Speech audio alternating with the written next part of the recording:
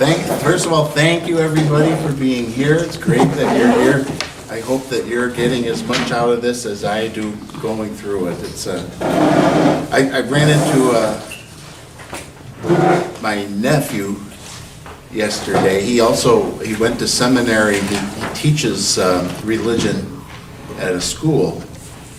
And he said, well, what are you studying in your Bible study right now? I said, Theology of Suffering. He said, oh, I wish I could come to that. He said, that's right up his, stuff that's got some more depth to it. And You watch the videos. Yeah, we have them all on the webpage. Well, he told me, I hope he's not watching now, because this is going back a couple years, but he said, I watched one of your sermons online the other day. It was really good. And I was like, you did? Wow, that's great. He said, well, I only watched for about 5 minutes. The best kind. All right. So on your outline, let's just go down to Roman numeral 4 there to recapitulate the assumptions of Job's friends, that God is in control. So the suffering Job is going through is not by accident, it's not a coincidence, God controls everything. But here's the second part, that righteous people are blessed and sinners are cursed. So if God is in control and Job is suffering, he's under this curse, what does that tell you? That he must be a sinner, right? Good syllogistic logic, if the premises were correct. Letter C there, what are Job's assumptions? Job actually agrees to a certain extent with the three friends. He says, yeah, people he believes if you want to fill in the blanks, he believes the sufferers sinned. So if somebody is suffering, it's because they sinned. Except that he does not believe that he sinned. So in his mind, this is true, that people who suffer because of their sins, but he can't understand why he's suffering because he didn't sin. So he's a little miffed at God with this, right? He thinks God needs to explain himself. Now, let's look first at the miserable comforters, I call them, the miserable comforters. We looked at Eliphaz. Did we? I feel like we looked at those passages. Did we look at those passages? No, we didn't. Okay. All right, let's go to chapter 4. Chapter 4. Chapter 4, picking up at verse 12. Now a word was brought to me stealthily. My ear received the whisper of it amid thoughts from visions of the night when deep sleep falls on men. Dread came upon me and trembling, which made all my bones shake. A spirit glided past my face. The hair of my flesh stood up. It stood still, but I could not discern its appearance. A form was before my eyes, there was silence, then I heard a voice. Can mortal man be in the right before God? Can a man be pure before his maker? Even in his servants he puts no trust, in his angels he charges with error. How much more those who dwell in houses of clay, whose foundation is in the dust, who are crushed like the moth. In other words, he had this subjective experience. Now, whether it happened to him like while he was awake, or if it was a dream while he was sleeping, or if it was a vision, I don't know if we can say for sure, but something appeared to him and said this to him, that people are not right before God. So in his mind, this is more proof, this is more evidence that Job is in the wrong, because Job is arguing for his righteousness, and of course that can't be correct. And how does he know? Because he had an angel tell him, or a demon or something, right? It sounds more like a demon to me. What is Job's response to Eliphaz? Let's go to chapter 7. Starting at verse 17.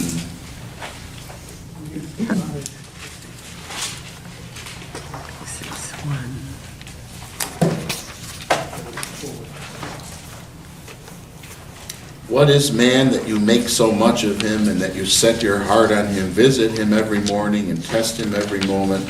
How long will you not look away from me, nor leave me alone till I swallow my spit? If I sin, what do I do to you, you watcher of mankind? Why have you made me your mark? Why have I become a burden to you? Why do you not pardon my transgression and take away my iniquity? For now I shall lie in the earth. You will seek me, but I shall not be. So Job is in this terrible situation, this terrible spot, and he can't understand why God doesn't even just leave him alone. Why are you messing with me like this, God? What's going on? It's interesting, verse 21. Why do you not pardon my transgression and take away my iniquity? I take that as being almost rhetorical, because he's not admitting to fault anywhere, but I think he's saying, if my problem is my sin, then why don't you just let it go? Just let it go. So he's looking for information from God. What does he want God to do? Forgive him. He expects God to kind of explain himself, right? He doesn't think God is being right in all of this. Question for you. How long, do you have any idea how long this whole thing, the whole Job thing took? I mean, weeks, years, whatever? Well, it seems to be pretty quick. I mean, the first tragedy, when he loses all of his livestock and his kids, that all happens almost instantaneously, right? Because it The says, same day? Was that Yeah. like They kept coming and... yeah, because it says, More than- as soon as one came and gave him a report, the next one came in and Right. gave him a report. So that all happened at once.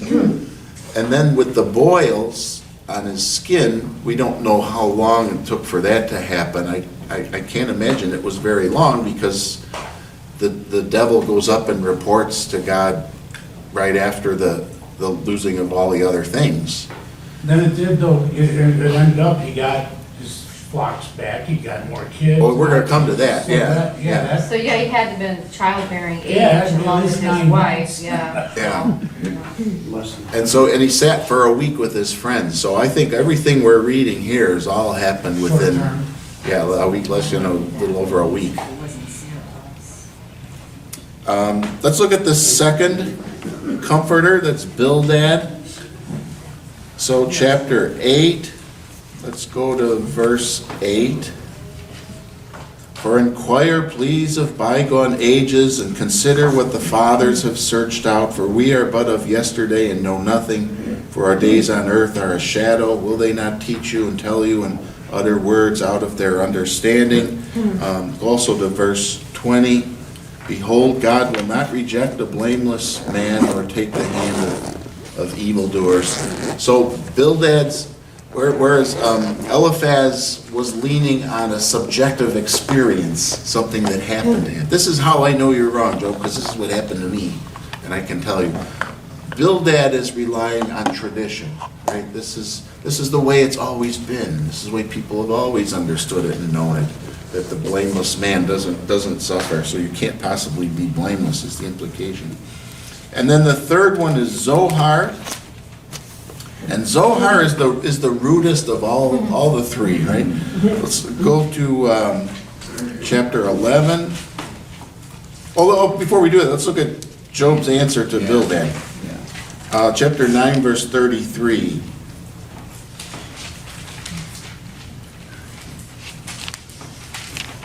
Let's start with verse 32. For he, that's God, is not a man as I am, that I might answer him, that we should come to trial together. There's no arbiter between us who might lay his hand on us both. So what's he looking for? Job is wishing he had a lawyer. He's wishing there'd be somebody who could speak up for him, because he says, I can't talk to God about this. If only there was somebody who could speak up for me. Do you see, by the way, in a lot of these longings of Job, fulfillment that's going to take place later in Christ? Isn't it interesting? Okay, then Zohar, chapter 11, verse 12. There's Zohar. But a stupid man will get understanding when a wild donkey's colt is born a man. In other words, Job, you're so stupid. When a donkey gives birth to a human being, that's when you're going to figure this thing out. He's not mincing any words there, is he? Comforting word. Yeah, what a good friend. Job's response, chapter 14. Let's go to verse 14. If a man dies, shall he live again? All the days of my service I would wait till my renewal should come. You would call and I would answer you. You would long for the work of your hands, for then you would number my steps. You would not keep watch over my sin. My transgression would be sealed up in a bag, and you would cover over my iniquity. So Job is wishing that this could all be fixed someday, and that there'd be no sin involved, and that everything would be right. So you see in Job the hope for what is eventually going to be true for us in Jesus Christ. But for Job, it's just a hope. He feels like a vain hope at this point. That's clear in chapter 13. Still I will hope in God. Ah, yes. That's a famous verse that we use at funerals.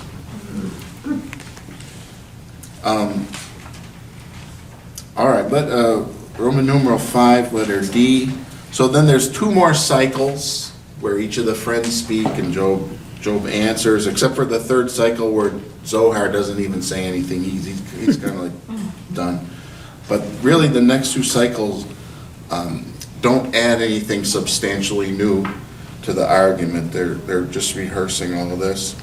Except that what you're finding is that the more they talk about it, the more the friends are getting harsh with him. Like, come on, Job, just admit it, you know. Why don't you just admit it, that this is up to you, this is your fault, right?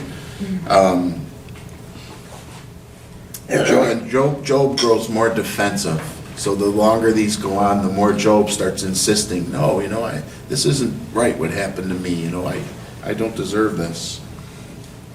All right, and then Roman numeral 6 is Elihu. So remember we mentioned there's the three friends, and then the youngest friend is a fourth friend. The fourth one is Elihu. And Elihu wasn't going to say anything because he thought, I'll let the older, wiser men talk. And when he sees what the older, wiser men say, he finally chimes in at the end. Let's just look at it for a second. Chapter 32.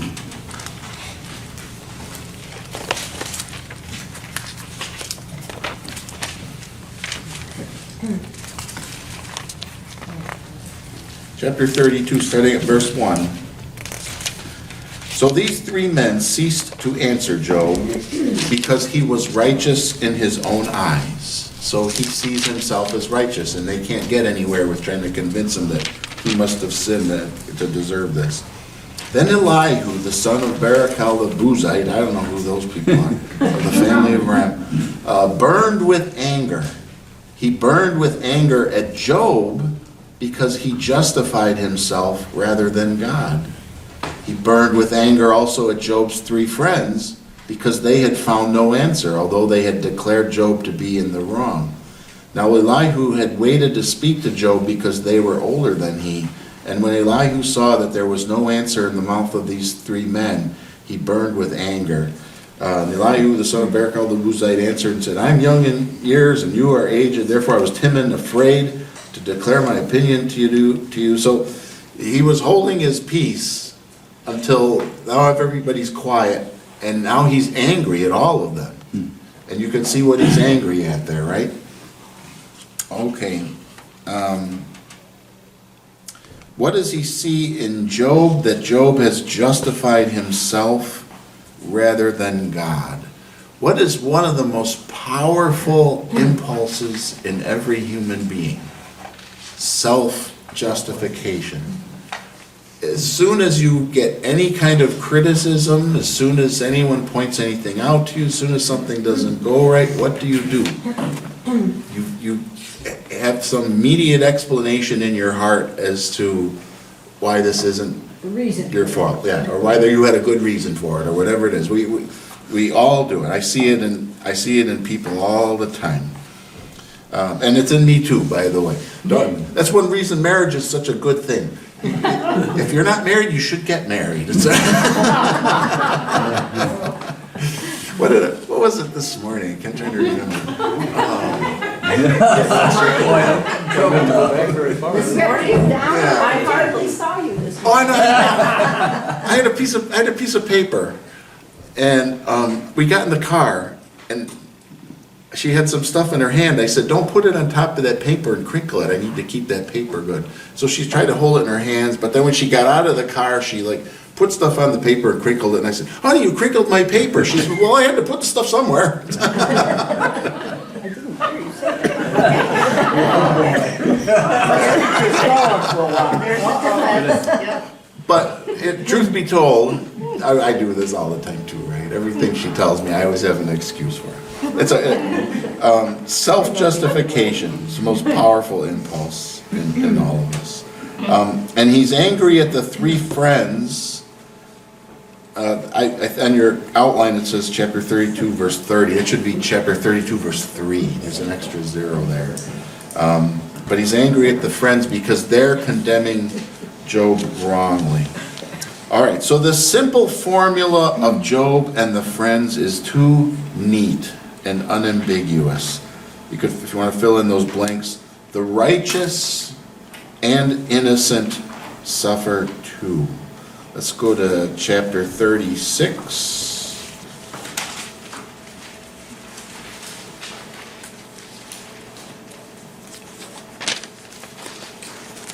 Chapter 36, starting at verse 6.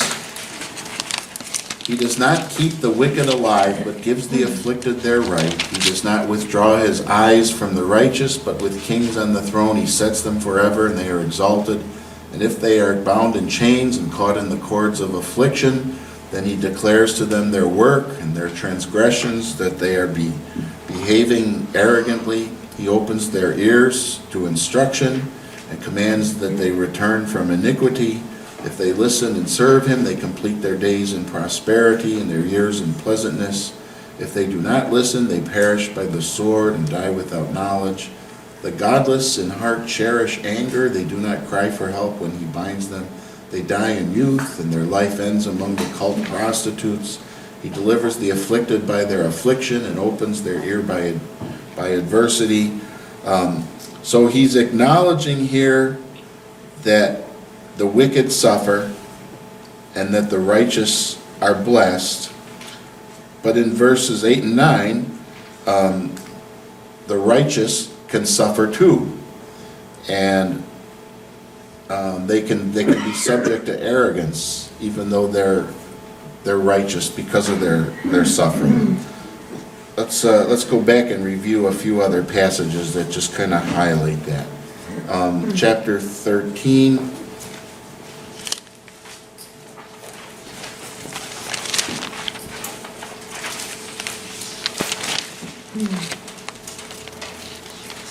Chapter 13, verse 23.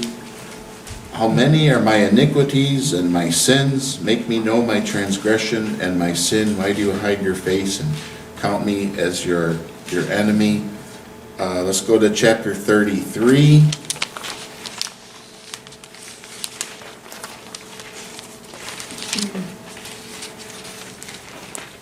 Starting at verse 8. Surely you've spoken in my ears, and I have heard the sound of your words. You say, I am pure without transgression, I am clean, and there is no iniquity in me. Behold, he finds occasion against me, he counts me as his enemy. He puts my feet in the stocks and watches all my paths. Behold, in this you are not right. I will answer you, for God is greater than man. Why do you contend against him, saying he will answer none of man's words? So you see there that Job is righteous, he hasn't sinned, but because he's suffering, now he's prone to this arrogance. He expects God has to kind of explain himself. God should be given an account for all the things that have happened to him. Let's go to chapter 35, verse 12. There they cry out, but he does not answer because of the pride of evil man. So man is prone to this pride and this arrogance. And chapter 36, verse 9. Then he declares to them their work and their transgressions, that they are behaving arrogantly. So you see this move toward arrogance among men who feel justified with doing what Job has done. When you're self-justified, what comes of it? Arrogance, pride.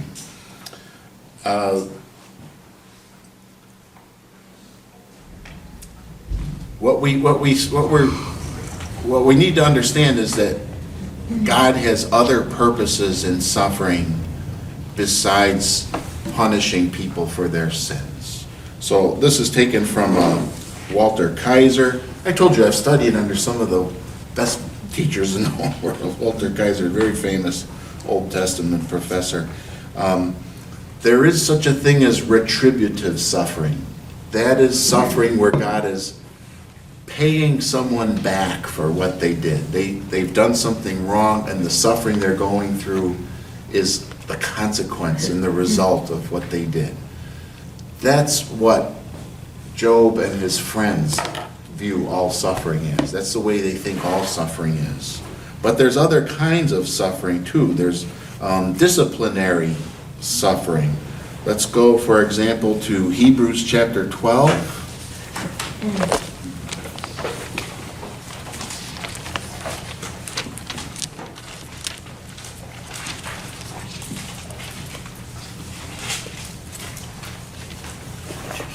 Hebrews 12, starting at verse 5. And have you forgotten the exhortation that addresses you as sons?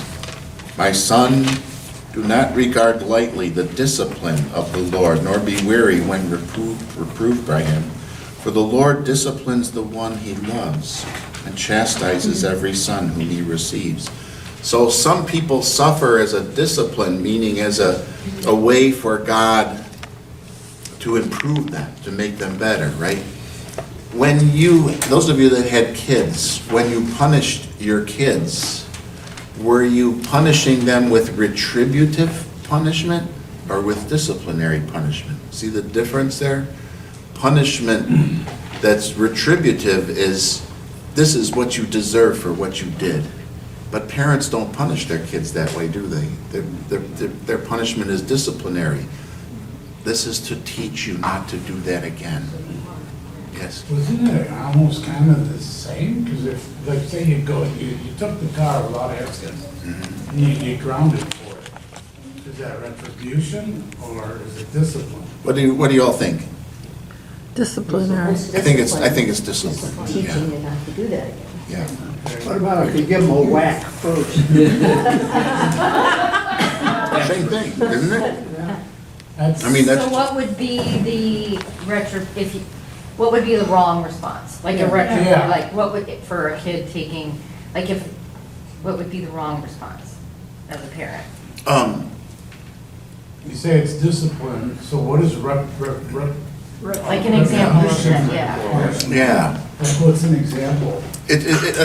Everything has to do here with the relationship, right? Because when you're in that parental relationship, your goal is always not to just give them what they deserve, but to see them improve, to see them learn, to see them grow and gain from it. What's that? Calling the cops and report your vehicle was stolen. Your dad would have done. Yeah, even in that, though, you know, Just trying to teach yeah, them not to that could do be it again. disciplinary, right? That's right. The goal is to. What is retribution? So retribution would be like, what maybe, like an eye for an eye. It'd be like what a civil Well, I mean, judge like, might do. Using the parent and kid thing, like, we've covered what is discipline. Do parents punish their kids in retribution? Well, that's not impossible. All right, this is a far out wild example, but maybe just to show it. Suppose you have a father who's a really bad parent. They're just messed up in the head. And the kid, let's say he spills some, he goes in the garage and he knocks over the bucket of paint and spills the paint. And the kid starts to cry and says, I'm sorry, I didn't mean to do that, it was an accident. How much does that kid need to learn? You need to teach them to be more careful, right? So, if you felt that they did it because they were screwing around, you might say, okay, you're gonna clean up this mess, or you're gonna pay me back for a new bucket of paint. Those would be disciplinary punishments, right? But if this father, who's a really bad father, said, no, I'm taking you out in the woodshed and you're getting 30 whacks for that. The kid is sorry, right? Or even like How much does he have to shaming them, learn? even Or verbally? shaming them, yeah. Yeah, it's not that those 30 whacks are teaching him anything at that point, right? That's just to hurt him. So it is possible. But I think most all the time, parents, they don't, not that we always do it the right way. None of us are perfect, but I think when we give punishment to our kids, our goal is always discipline. We want them to gain from it. I'm wondering, would it be that someone was doing something over a period of time you didn't know about it, or God knew about it, and he's saying, this that you've done is wrong, and then he punishes them that way? That's retribution. Is it? No, that sounds like discipline to me. So maybe I'm not understanding it. Well, like the writing on the wall in I can't think of what chapter it is, but the writing on the wall that you've done this. And Daniel, you mean? Oh, yeah. Yeah. And so then. So that's not disciplinary, right? I know, that's Yeah. what I was thinking, that they had been doing these things wrong for a long time, and now God is Right. writing That's- on the wall. That's retributive. God Yes. is, they took the gold goblets out of the house of the Lord, sacred, consecrated dishes, and they used them for a wild party. You Right. get in trouble right away. Well, they did, it happened pretty fast, the same night. Because when the hand on the wall said, you've been tried in the balance and found winning. That whole language, being like a balance of scales, right? That speaks of retribution. That's weighing things out and making it even. Retributive is make things even again. And that same night, then the Persian army marched through and he lost his kingdom. So that would be retributive. But disciplinary is different. So this passage in Hebrews is trying to teach us to think about what God is doing with us more in the sense of it being disciplinary. Right. That God as our Father is trying to teach us or help us grow or help us learn when something bad happens. And he's got others here too. So vicarious suffering.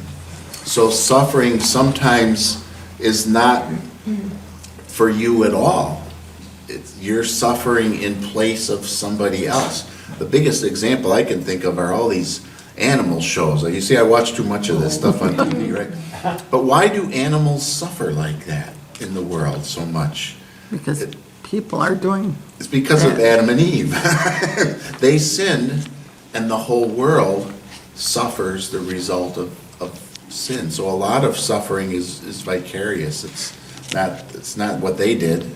It's what somebody else did, but they suffer the effects of it. That's Like retribution. Christ. That's, If somebody else does something and then you get punished, no, it's not retribution, because you didn't do it. You're paying for it even though somebody else did it. So retribution would be the person who did it gets paid back. But you didn't do anything. but I'm suffering. Right, so you're suffering vicariously. How about like a really stupid infantry officer that makes a terrible decision and should have known better and leads his men into a trap and they all get killed. He's the one that screwed up, right? Who suffered? All the men. So Isn't the- Christ the ultimate example of that? Yes, so when Christ died on the cross, I'm glad you mentioned it. So when Christ died on the cross, it's my time is up too. You're gonna get flogged. Yeah. That would be retributive, right? Vicarious for us. We call Christ dying on the cross the vicarious satisfaction. The satisfaction meaning he satisfies God's wrath. The punishment that is due, the consequence of sin is being satisfied, but vicariously, meaning the one who satisfies it isn't the one who did it, isn't the one who deserves the punishment. So Christ died on the cross for us, not for himself. It was for the rest of us. So that's vicarious. All right, I gotta try to remember where we left off here. So let's pick up again next Sunday. Thank you all for staying and being patient. I don't think anybody would have. Thank you.